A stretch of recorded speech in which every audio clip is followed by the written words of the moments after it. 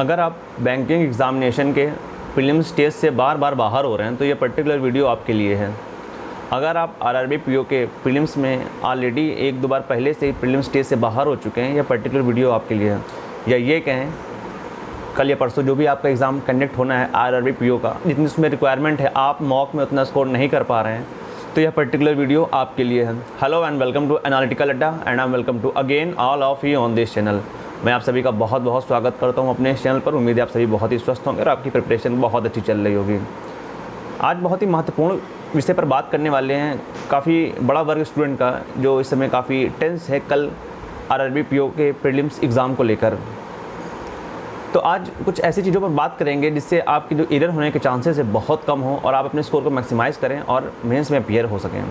सभी को मालूम है एक बहुत ही बड़ा वर्ग प्रीलिम्स स्टेज से ही बाहर हो जाते हैं अपनी छोटी छोटी गलतियों की वजह से। तो आइए एक एक करके बात करते हैं सभी बिंदुओं पर। तो अगले 10 से 15 मिनट बहुत ही इंपॉर्टेंट होने वाले हैं आप सभी के लिए। लास्ट तक चीज़ों को ज़रूर ध्यान से सुनें और देखें। It will definitely help for you during the examination hall. सभी को पता है 80 क्वेश्चन आपको सॉल्व करने हैं 45 मिनट में, ठीक है। लेकिन अगर ट्रेंड देखें आरआरबी पीओ के प्रीवियस ईयर कट ऑफ का, तो हमको पता है लास्ट ईयर की पर्टिकुलर बात करें, मैक्सिमम जो कट ऑफ गई थी अनरिजर्व की किसी भी स्टेट से वो अप्रॉक्स 60 के आसपास थी। तो आज हम बात करेंगे सेफर साइड की ओर कि मैक्सिमम 65 तक अगर हमारा अटैम्प्ट होता है तो आसानी से हम अपनी प्रीलिम्स टेस्ट को क्लियर कर पाएंगे, ठीक है। क्या ऑर्डर होना चाहिए, क्या सब्जेक्ट का ऑर्डर होना चाहिए, क्या टॉपिक वाइज हमारा ऑर्डर होना चाहिए, इन सभी चीज़ों पर एक एक करके बात करते हैं। सबसे पहले बात करेंगे कि कोई ये बात नहीं करना चाहता कि एग्ज़ाम में हमको छोड़ना क्या है। सभी बात कर रहे थे कि हमें इतने समय में ये करना है, ये करना है। उससे भी इम्पॉर्टेंट चीज़ होती है बैंकिंग एग्जामिनेशन में हमें छोड़ना क्या है। पर्टिकुलर आरआरबी पीओ की बात करें प्रीलिम्स की, तो इसमें छोड़ने का स्कोप है। हमको पता है कि 80 में अगर हमें 65 भी करने हैं तो no doubt we can left question, ठीक है। अब स्टार्ट करते हैं स्टार्टिंग से। जब हमको पता है कि हमारे 2 सेक्शन आने हैं तो सबसे पहले क्वेश्चन स्टार्ट होता है ये कि सर पहला सेक्शन कौन सा अटैम्प्ट करें, क्वांट की रीजनिंग। पर्सनल एक्सपीरियंस कहता है कि लगभग 95% बच्चे ऑलरेडी रीजनिंग को प्रेफर करते हैं और मेरे हिसाब से भी आपको रीजनिंग को प्रेफर करना चाहिए, क्योंकि ये एक ऐसा सेक्शन है जिसमें आपको पजल और सिटिंग अरेंजमेंट देखने को मिलेंगे। अगर आप इसको लास्ट के लिए छोड़ते हैं और लास्ट में अगर टाइम कम होता है तो पजल सिटिंग में वैसे भी बिगड़ने के चांसेस होते हैं, तो और भी बिगड़ सकते हैं। तो सबसे पहले इंपॉर्टेंट चीज़ हो सके तो आप प्रेफर करिए रीजनिंग को।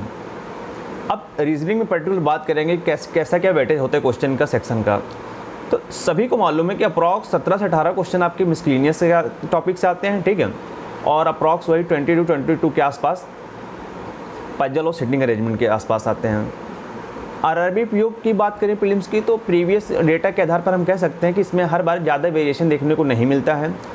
एक स्टैटिक इसका पोर्शन है जो हर बार उसी वे में पूछा जाता है, उसी लेवल में ही पूछा जाता है। तो सबसे पहली बात तो ये है कि एग्ज़ाम स्टार्ट का रीजनिंग का भी सेक्शन कहाँ से स्टार्ट करें। जो पजल या सिटिंग अरेंजमेंट है सीधा वहीं से स्टार्ट कर देंगे कि पहले मिसलिनियस टॉपिक को अटेम्प्ट करें। तो सबसे पहली बात तो इम्पॉर्टेंट है, आपके पास 2 ऑप्शन है। एक तो आप सभी पजल जहाँ से स्टार्ट होंगे उसके पहले क्वेश्चन को मार्क और रिव्यू करके सीधा आपको मिसलिनियस सॉल्व करते जाना है। दूसरा जो मैं आपको रिकमेंड करूँगा कि जैसे आपका स्टार्ट होता है, सभी को मालूम है कि जो आपके मिसलिनियस क्वेश्चन है, मैं आपको टॉपिक का नाम बता देता हूँ जो पिछली बार उसी वही वेटेज रहा था आपका, कि सिलॉजिज्म के आपके अप्रॉक्स 3 to 4 क्वेश्चन इजीली आने ही आपको। इनइक्वालिटी के 3 से 4 क्वेश्चन देख सकते हैं आप। Direct and distance and direction के आपके 2 से 3 क्वेश्चन आने ही हैं। ब्लड रिलेशन के 2 से 3 आराम से आने ही हैं। चाइनीज़ के भी 4 से 5 आ सकते हैं, ठीक है। इसमें से कुछ टॉपिक हो सकता है ना आए, उसकी जगह से दूसरे आ जाए, आपस में ही वेरिएशन देखने को मिल सकते हैं। लेकिन इन सभी टॉपिक को मिला के ऑन एन एवरेज अप्रॉक्स 18 तक क्वेश्चन आप देख सकते हैं। 18 से 20 तक अगर इसमें ऑर्डर रैंकिंग को भी जोड़ दें तो अप्रॉक्स 20 के अराउंड आप देख सकते हैं। तो ये टॉपिक जहाँ से मिलते जाएंगे आपको तो तुरंत करते जाना है, चाहे वो पहले फंसे चाहे बीच फंसे। तो ये 20 क्वेश्चन आपके बिल्कुल सेफ साइड के होते हैं, मैक्सिमम आपको मार्क्स गेन कराते हैं। अब स्टार्टिंग से सर कि अगर पहला क्वेश्चन हमारा पजल फंस जाए तो सीधा वहीं से स्टार्ट करें कि वेट करें मिसलिनियस टॉपिक को ढूंढने का। तो देखिए सभी को पता है लगभग 99% केसेस में क्या होता है, अप्रॉक्स 4-5 नंबर की आपकी पजल आनी ही है, पजल या सिटिंग अरेंजमेंट, जिसमें ट्रस्ट में 2 बिल्कुल ईजी होंगी जिसमें आपकी स्ट्रेंथ होगी और आपकी आसानी से कर पाएंगे। एक थोड़ी बहुत मीडियम देखने को मिल सकती है और एक आपको हो सकता है थोड़ा बहुत टफर साइड की ओर जा सके। सभी को पता है अगर आपने क्वेश्चन स्टार्ट किया, पहली अगर आपको पजल मिल रही है बॉक्स पेज पजल या ये कहें कि जो सिंपल आपका 8 फ्लोर होते हैं और एक एक वेरिएंट होता है उसमें आपको फिट करना होता है वो मिले, 8 या 10% मिल जाएँ, आपको सेंटर के इनसाइड हो या सभी सेंटर के आउटसाइड हो, ठीक है। अनसर्टेन लीनियर रूम है जिसमें आपको नॉर्थ फेसिंग हो वो सारे या सभी साउथ फेसिंग हो, ठीक है। रेक्टेंगल या स्क्वायर बेस्ड हो जिसमें सभी या तो अंदर हो या सभी बाहर हो।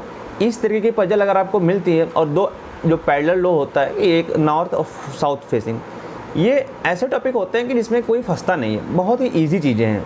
अगर इनमें से कोई आपको पजल मिलती है तो आप बिना उसको मार्क वर्क रिव्यू करें आप उसको तुरंत स्टार्ट कर देंगे।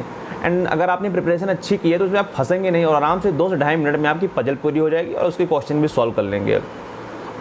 बचना हमें किन किन पजलों से हम मार्क फॉर रिव्यू उन पजलों को करेंगे जिसमें हमारी स्ट्रेंथ नहीं है। आमतौर पर देखा जाता है जब किसी सर्कल या रेक्टेंगल या स्क्वायर में कुछ इनसाइड होते हैं कुछ आउटसाइड होते हैं, उसमें प्रॉब्लम होता है, टाइम टेकिंग होती है। इसी तरीके से कभी कभी क्या होता है कि आउट ऑफ द बॉक्स चीज़ें आ जाती हैं जो आपने पजल की प्रैक्टिस नहीं होती है, कुछ अलग तरीके की पजल आ जाती हैं, उसको आपको छोड़ना है मार्क फॉर रिव्यू का। तो दो जो आप बची होंगी जो टफ या मीडियम कह सकते हैं उनको आप मार्क फॉर रिव्यू के लिए छोड़ सकते हैं। बाकी 10 क्वेश्चन जो 2 पजल आपके ईजी थे और बाकी जो 20 आपका मिसलिनियस पार्ट्स था, कोशिश करेंगे इतना तो आराम से 18 से 20 मिनट में आपका हो जाएगा।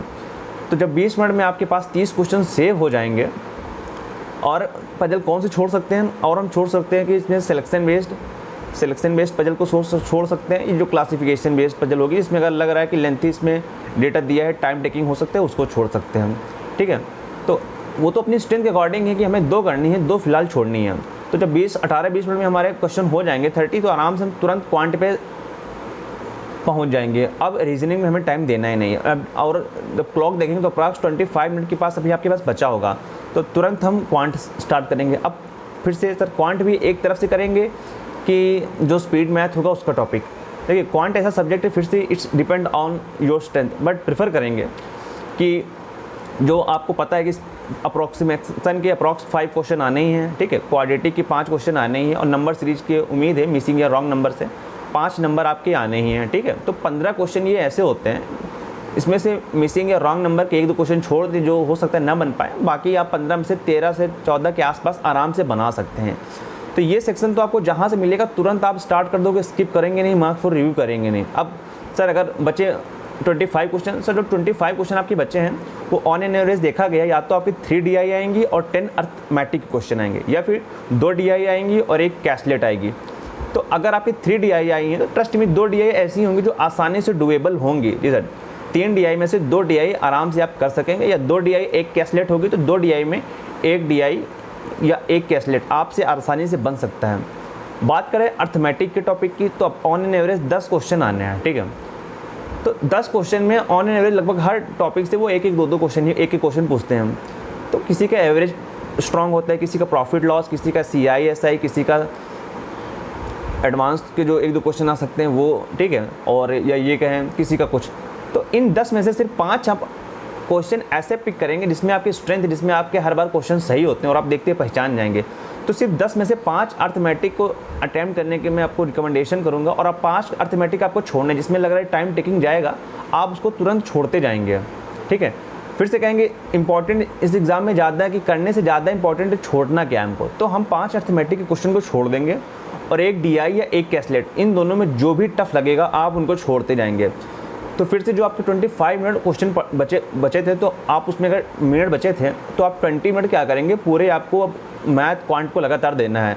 और उम्मीद है आपने 15 स्पीड मैथ के, 1 DI 25 हो गए और दूसरी भी DI जो ईजी होगी, या कैसलेट में कोई एक, ठीक है, 30 आपके ये हो गए, ठीक है। और जो आपका अर्थमेटिक बचे था आपका, ठीक है, 5 वो, तो 30 या 35 के अराउंड 30 तक कह सकते हैं ना। सब कुछ मिला के अप्रॉक्स आपने रीजनिंग में 30 कर लिए हैं और क्वांट में भी 30 किए हैं। अभी आपके पास 5 मिनट बचे होने चाहिए लास्ट में। अब आपके 5 मिनट जो आपने अच्छा किया कि पहले कहीं वेस्ट नहीं किया, किसी DI या कैसलेट में फंस के या अर्थमेटिक फंस के, या जो 2 कठिन पजल फंसी थी उसमें बच के, अब आपके पास सिंपल से 4 चीज़ें सामने हैं। 5 अर्थमेटिक के उसमें, ठीक है, या फिर आप या तो उसको प्रेफर करिए, या आपकी जो 1 DI बची थी, DI या जो 1 कैसलेट बची थी आप उसको देखेंगे, और आपके पास 2 पजल बची थी। तो आप 5 मिनट में सिर्फ इन 4 चीज़ों में आपको सिर्फ एक करना है। अगर आपको लग रहा है कि आप 5 मिनट में उस पजल को बना ले जाएंगे, वो ईजी है, तो आप उसको प्रेफर कर सकते हैं। अगर आपको लगता है नहीं ये DI 5 मिनट में हो जाएगी, आप इसको प्रेफर करिए। अगर आपको पजल DI दोनों कठिन लग रही हैं तो आप अर्थमेटिक के जो भी 2 से 3 क्वेश्चन उसमें डुएबल हों आप उसको कर पाइए। तो इस तरीके से देखेंगे अप्रॉक्स 45 मिनट में आप लगभग 65 तो क्वेश्चन तक कर पाएंगे। ठीक है, 65 आप तभी कर पाएँ जब आपने कहीं रीजनिंग में कहीं किसी पजल पे टाइम वेस्ट नहीं किया। ध्यान सुनिएगा, अगर पेपर हमारा तभी कोलैप्स होता है जब हम किसी एक रीजनिंग में फंस के रह जाते हैं, रीजनिंग या पजल के क्वेश्चन में फंस के रह जाते हैं, पजल सिटिंग अरेंजमेंट में, जिसमें हमारे 4 से 5 मिनट चले जाते हैं। और 4 से जब 5 मिनट आप कहीं एक वेस्ट कर दोगे तो वो रिकवरी होना बहुत ही मुश्किल होता है। ठीक है, हो सकता है भी आपको बड़ा लग रहा हो कि सर 65 तो आपने कह दिया आसान है। 65 में अगर आपसे कम इसमें से 3 से 4 गलत हो सकते हैं या 1-2 स्किप भी हो सकते हैं, तो 65 से ना करके आप 60 पर तो आ ही जाएंगे। और 60 से भी अगर 1-2 नंबर कम भी रहें, किसी सेक्शन कुछ गलती हुई छूटते हैं, फिर भी अगर आपके 58 या 59 भी होते तो नॉर्मलाइजेशन होकर आराम से 2-3 नंबर बढ़ जाकर फिर से आप आराम से 60 प्लस क्रॉस कर ही जाएंगे। तो याद रखिएगा, बैंकिंग एग्जाम की सबसे महत्वपूर्ण चीज़ है कि क्या अटेम्प्ट करना है, उससे इंपॉर्टेंट क्या हमें छोड़ना है। तो अगर आप, अब तो काफ़ी समय कम बचा है, तो अगर एक मॉक हो सके तो इस स्ट्रेटजी से भी देकर देखिएगा, ट्रस्ट में इम्प्रूवमेंट आपको देखने को मिलेगा। अब इस वीडियो को लास्ट मिनट टिप्स समझिए या स्ट्रेटजी समझिए, इट्स ऑल ऑन यू। अगर आप इस चीज़ को फॉलो करेंगे definitely you will very close to clear your preliminary stage of your RRB PO। ठीक है, तो इसके अलावा उम्मीद है कल के सभी बच्चों को बहुत ही शुभकामनाएं उनके एग्ज़ाम को लेकर। और कल सभी जिनका परसों है उनको बता दें, कल के एग्ज़ाम के सभी शिफ्ट का एनालिसिस लेकर हम आएंगे आपके लिए। और आप देख सकते हैं कि क्या वेरिएशन देखने को मिला है। जितना हमने आपको बताया ऑन एन एवरेज वैसा ही सब कुछ रहने वाला है, कोई बड़ा चेंजमेंट देखने को नहीं मिलेगा। ठीक है, तो उम्मीद करते हैं आप इन चीज़ों को फॉलो करेंगे और आपका निश्चित रूप से आपका जो स्कोर है बहुत ही ज़्यादा बढ़ेगा और आपको प्रीलिम्स को आसानी से बार क्लियर कर पाएंगे। ठीक है, तो इस चैनल पर अगर आप नए हों तो इस चैनल को जरूर सब्सक्राइब कर लें। हमारा एनालिसिस आपके लिए बहुत इंपॉर्टेंट हो सकता है आने वाले वीडियोस के लिए। मिलते हैं कल RRB PO एग्ज़ाम के एनालिसिस को लेकर, तब तक के लिए टेक केयर, बाय।